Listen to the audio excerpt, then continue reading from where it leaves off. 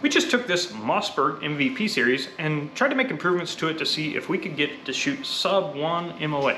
And here's the process behind it.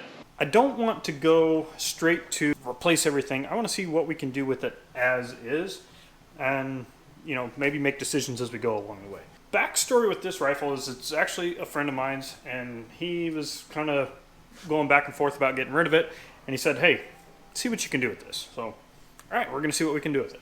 This one in particular is chambered in 5.56 NATO, so we're going to try to do a little bit of a baseline with some 223. Maybe we'll get some Hornady match ammo to shoot our baseline. But before I even dive into that, I am going to do what I have as a rifle evaluation. And this is what I'm using if somebody's not sure whether or not they want to do one thing or another, not really sure what their rifle actually even needs.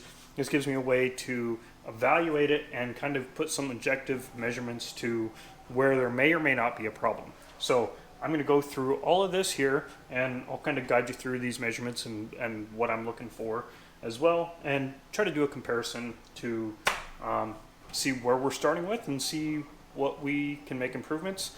And we'll shoot along the way to see if it made a difference at all on doing those things, or how much of a difference it made. So let's get started.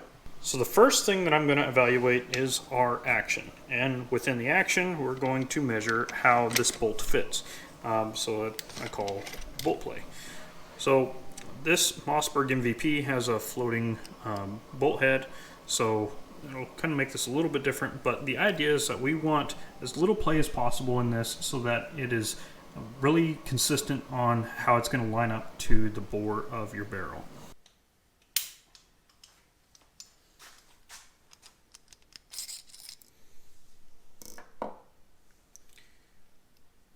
With that floating bolt head, that's going to be a little bit trickier because that firing pin needs to come out to measure this, and I'm not sure of a better way to do this.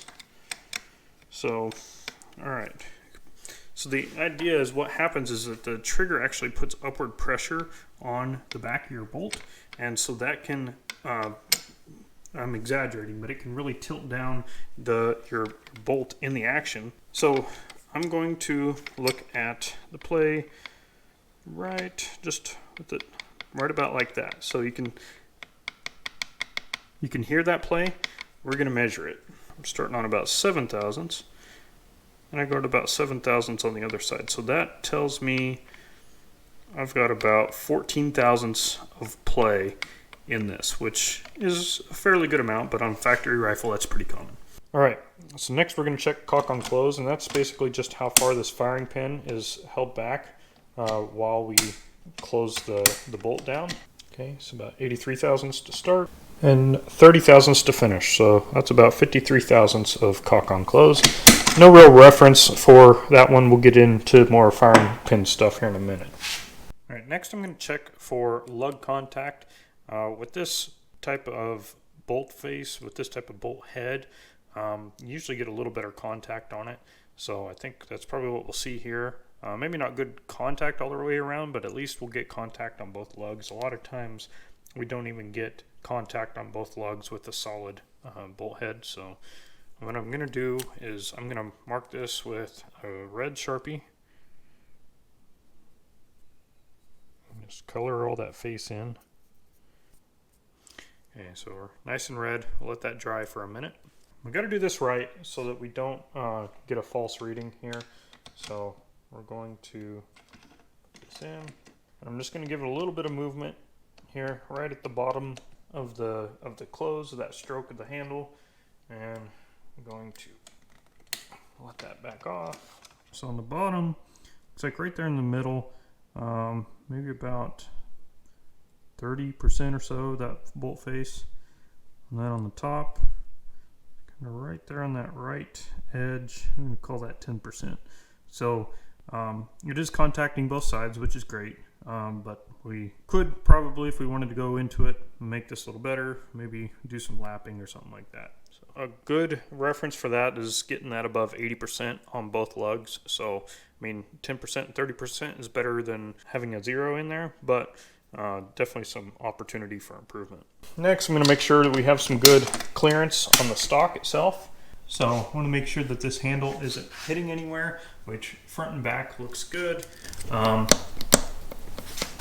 It might be hitting on the bottom side. Let's try to figure that out. Without some sort of contact die, I'm not really sure the best way to actually do this, aside from maybe a little piece of paper.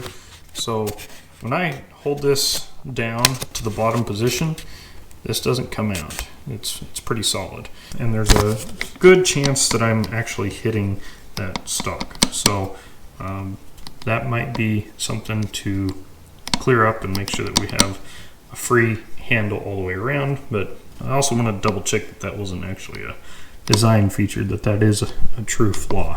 So the last thing that we're going to do here is a primer penetration test. So I have a CCI 400 set into this case. I'm going to put it in here.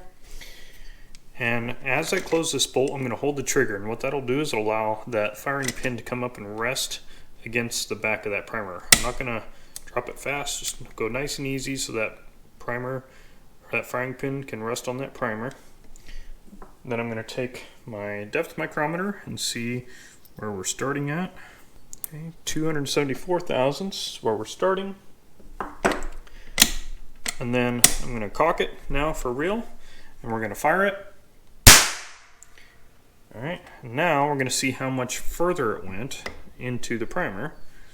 So 274 to 299. So with the CCI 400, that puts us at about 25 thousandths of primer penetration. Our minimum that we want on that is 20 thousandths. 25 to 30 is ideal. The first time I did this, I got 27 thousandths. So this 25 to 27, we're consistently in that ideal range, which is really good. So pretty happy with that result. Overall, this ignition system actually has really good values on what I'm seeing. So we're going to keep going with what's next, but that ignition looks really good. Next, we're going to check out the barrel. So first thing I'm going to do, there's no twist rate listed, but we're going to do our best to get this with the patch method. So I'm going to start a cleaning rod in here just a little ways, and I'm going to measure our starting distance, the tape measure. So to the back of the receiver here, to here we are 36 or 35 3/4 of an inch. And then we are going to mark our cleaning rod here. I'm going to put it back here where it's off camera at the moment, with a piece of tape where we can easily see where our full revolution is. So what I'm doing off camera, and you'll see when it comes on camera, is I'm kind of folding it to where a piece of it sticks up, so that way I know when I make a full revolution backed up. So 35 3/4, pushing this forward. All right, and you can see right here that this is back to up. So 35 3/4 was our starting point. And we are down to 26 1/4.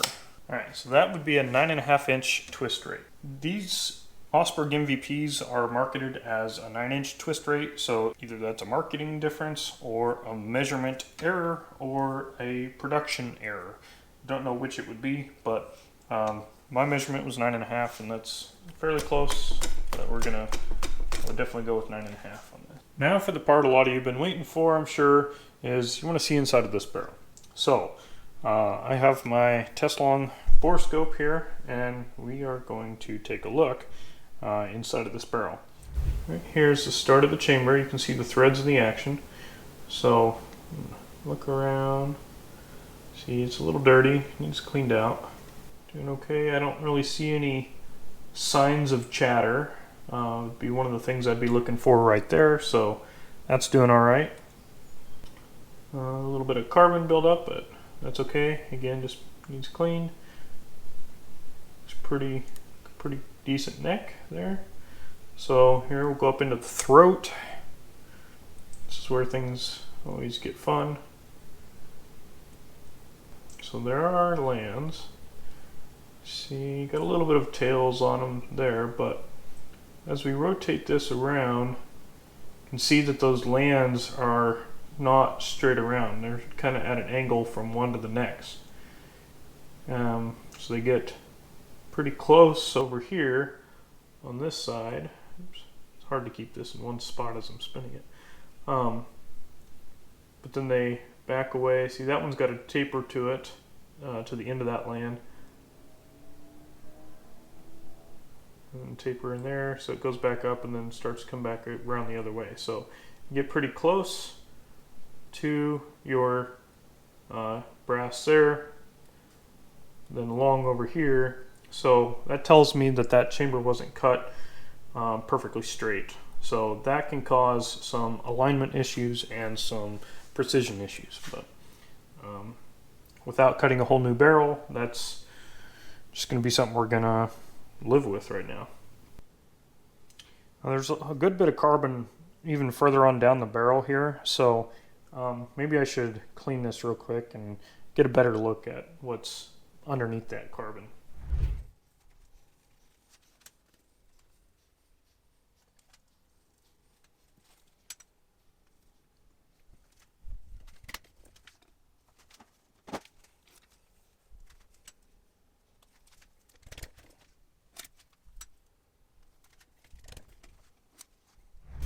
So did a quick clean job on this barrel, but it looks like it's going to definitely need some more time to clean up better. There's some, I'm down near the muzzle right now, and there's still, looks like pretty dark, which I'm hoping is just carbon and not anything else crazy.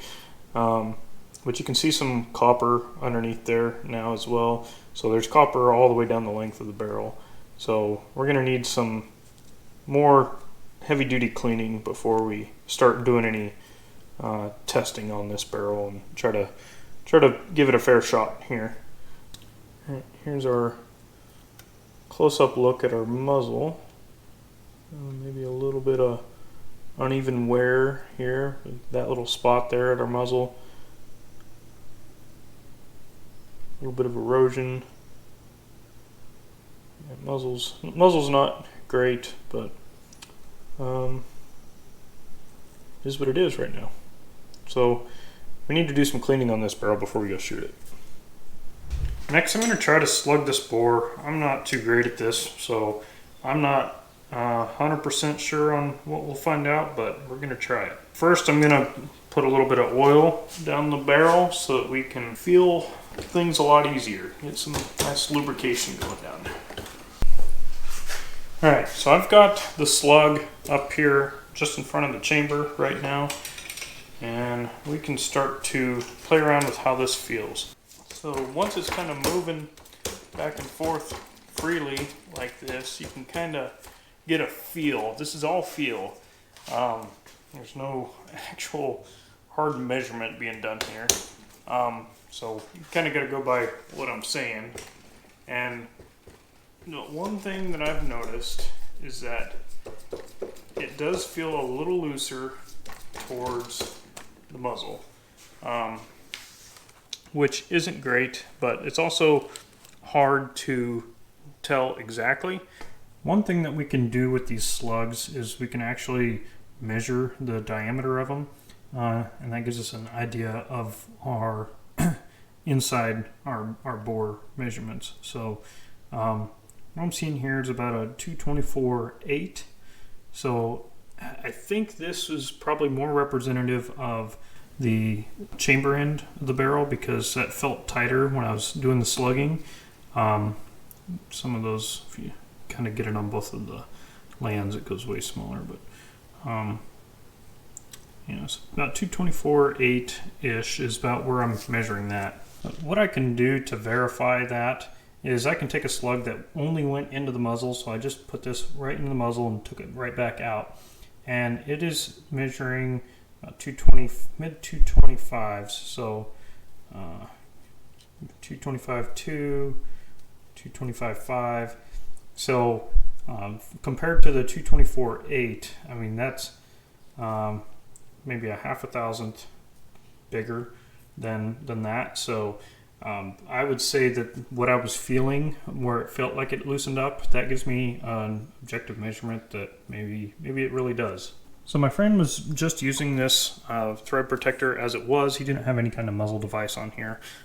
But if he did, or if we decide to later, then we would go in and check for alignment with that and make sure that we are not going to get any baffle strikes or cause any other damage by having some sort of muzzle device on here. Next, we're going to check for the bedding stress. The idea behind this is when you tighten down your action screws, is it putting any stress into the system, or is it just kind of staying where it's at?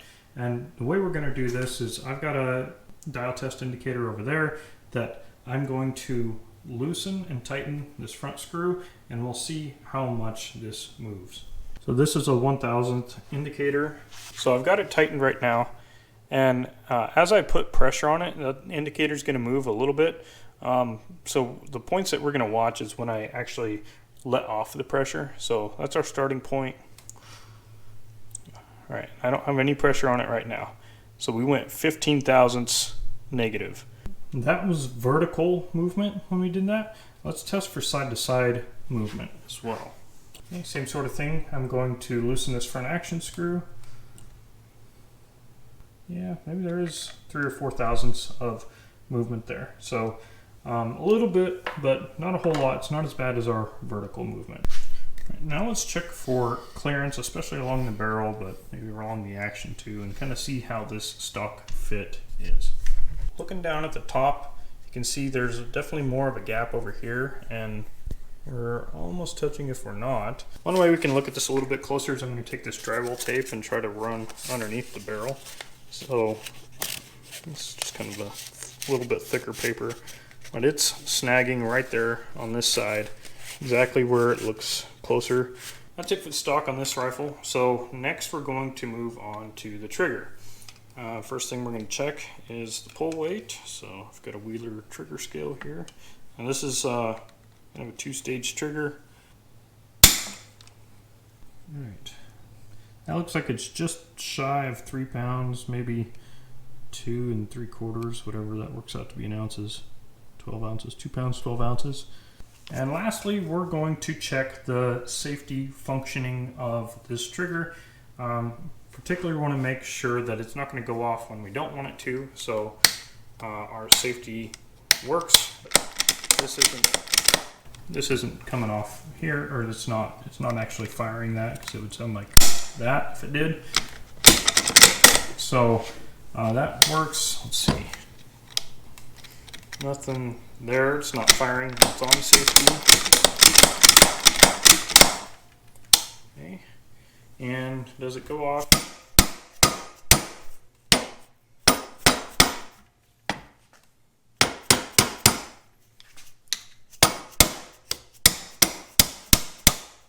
No, it's doing a pretty good job of hanging on there. So I think we're very safe, which you would expect out of a factory rifle. So that's it as far as the evaluation goes. So let's review here, and I'll talk about where my areas of concern are. So in the action, we had 14 thousandths of bolt play. That was where that's about 10 thousandths more than I would prefer for this sort of rifle. So we'll probably address that. Lug contact, 10% on the top and 30% on the bottom. We'd like to get that to greater than 80%. Stock handle clearance, so there's contacting on the bottom. We'll just want to make that go away. And then the bedding stress, that 15 thousandths of bedding stress vertically and 3 thousandths horizontal. Try to take that back out of it. First, we're going to get our stock clearances. So for the handle, for the bolt handle, and for the barrel up here, we're going to make sure that we have good clearance on the stock. After that, we're going to bed the stock. So we're going to bed the action into the stock. Then we're going to do our epoxy sleeve, and then we will lap the lugs. I think that sounds like a good game plan for this rifle. None of that's crazy work. Just a little bit of elbow grease and some time, and we'll see what we can do with this rifle. This is my baseline shooting setup. I've got an old front rest that I had made a long time ago. Thought that'd be a little bit more appropriate here than trying to put a bipod on it for this kind of testing. I'm using my Armageddon Gear Game Changer OG for rear bag. I'm going to be watching this with my Garmin. So important factor here. I decided, since it has about a 9 or 9.5 inch twist, I've decided to go with the Hornady Varmint Express bullets. These are 55 grain VMAX. I did some test rounds before this, and we're in that 2975 to 3000 range with these. Now, I wanted like a 60 grain bullet, but the store I was at didn't have anything in that, so I went with 55 grain. Can't go heavier because wouldn't get stabilization out of a slower twist barrel. So I did get enough of this ammo, the same lot number from the store, that I can also use the same lot number in the after test. So before and after, same lot number, 323 5156. So it's the same lot number we will use on both before and after tests. But yeah, so my protocol for how I'm gonna actually shoot this is I'm gonna shoot 7 groups of 3 shots each. And the reason I do that is because I'm gonna aggregate that all back into 21 shots as if they are 21 individual points of data. I'll get into more of that later. But doing that in 3 shot groups allows me to still see each individual shot a lot easier, especially as we get more shots. If we have more shots, it's harder to differentiate each individual shot. So 3 shot groups allow me to do that. 7 groups allow me to get more data and have a more fair baseline. It's about 83 degrees today, and we have a slight breeze, but I'm in a tree line, so that may or may not play a factor into it. But let's just shoot some groups here and see what we get for our baseline.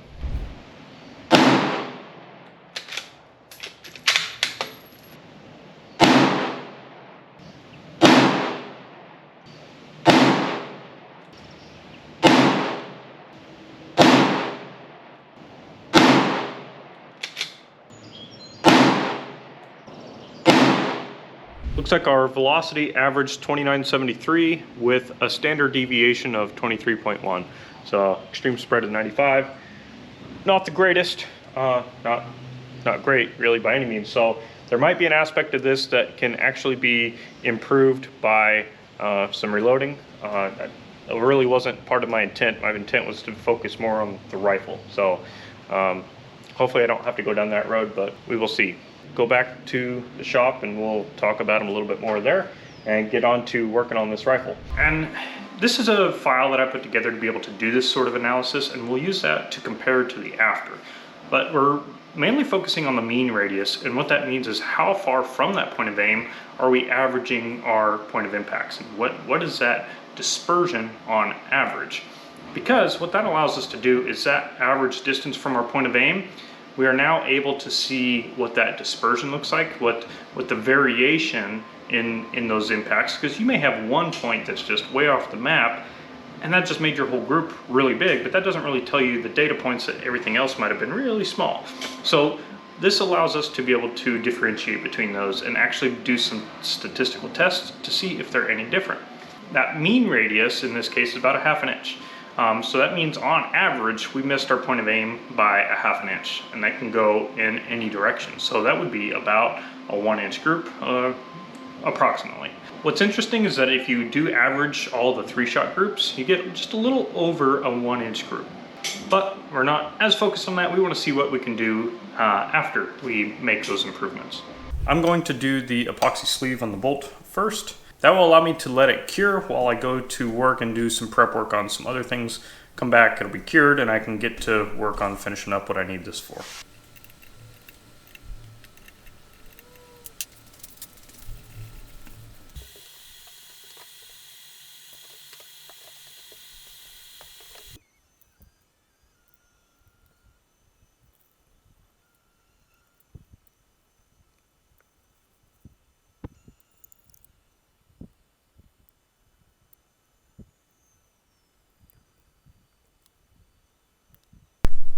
While that's curing, I'm going to go ahead and start prepping the stock.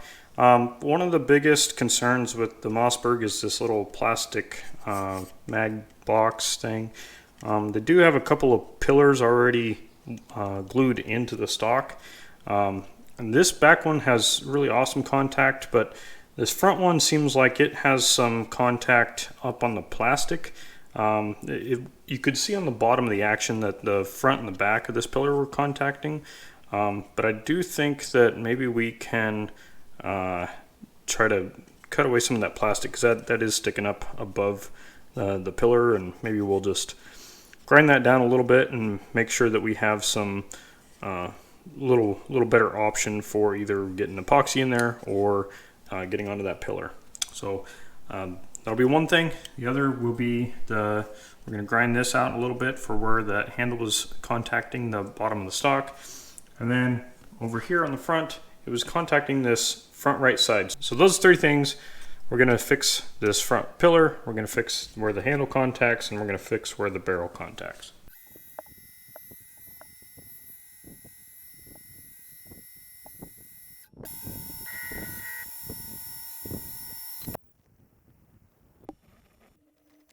Our action is prepped, our bed is ready, and let's do some bedding.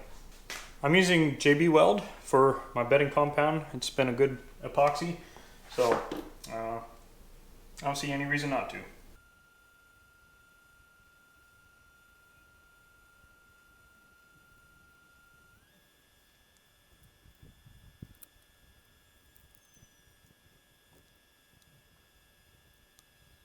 Our stock is bedded, and it's got everything excessive cut back out of it.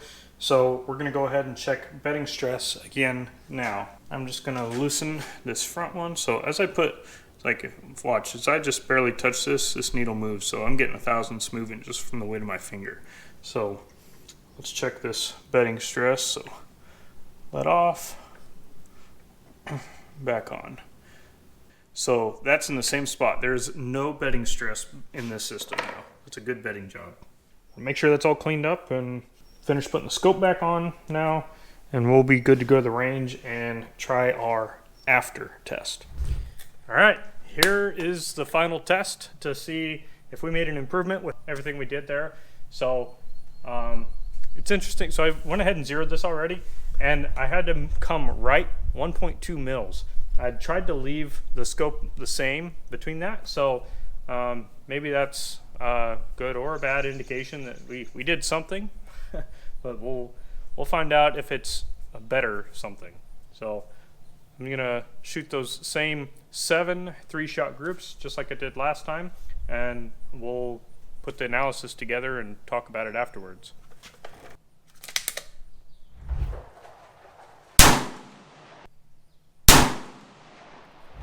So what do these groups look like before? Again, we had 7 groups.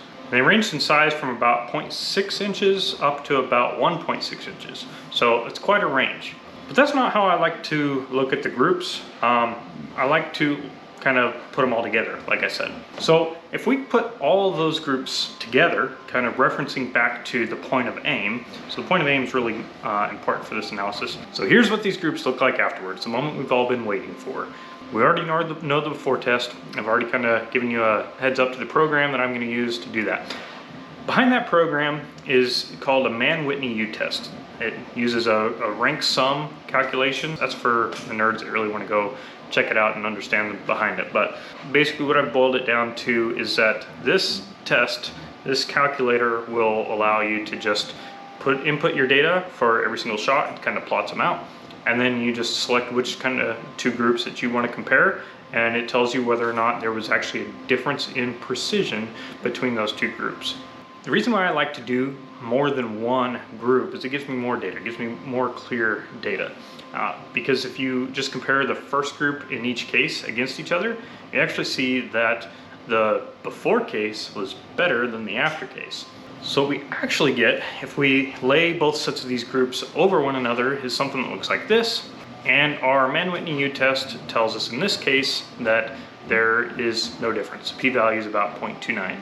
We want that p-value to be less than 0.05, and that's kind of the golden standard for whether or not something has a statistical difference that we can say, yeah, we're pretty sure that this evidence supports it.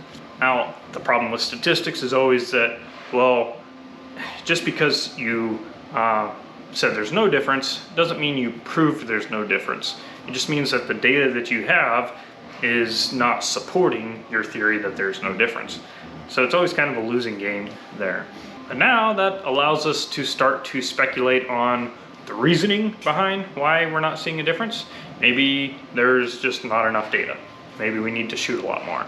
Maybe my improvements weren't actually good enough. Maybe what I did just didn't have what it took to actually make a difference. Maybe I did it wrong.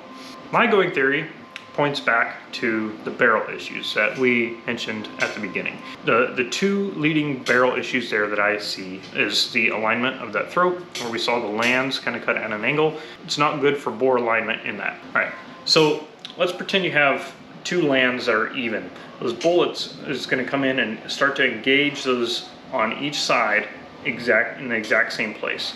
Now, if you have lands that are uneven and that bullet's coming in, it'll contact this first one, but it's going to want to push that bullet down until it grabs that second one up here. And so now we've induced some problems with that bullet not wanting to be exactly how it would normally want to be if it was perfectly straight. It's kind of got some imbalance to it, so to speak. And number two was the bore issue that I saw with the size of the bore, where it was a bigger diameter at the muzzle than it was at the chamber end. What that'll do is that'll allow the bullet to kind of have some free space in there, even though it's still inside of the barrel, because that's opened up and you've kind of lost some of your contact and your guiding with the bullet. You know, even though it's a 0.005 of an inch, which is very small, it's enough that you're going to probably notice something like that. I would rather just make a new barrel. As much as I hate to say it, I think if we wanted to get better precision out of this gun, it would be time to put a new barrel on it. And that's my opinion with the data and the testing that I had to back it up.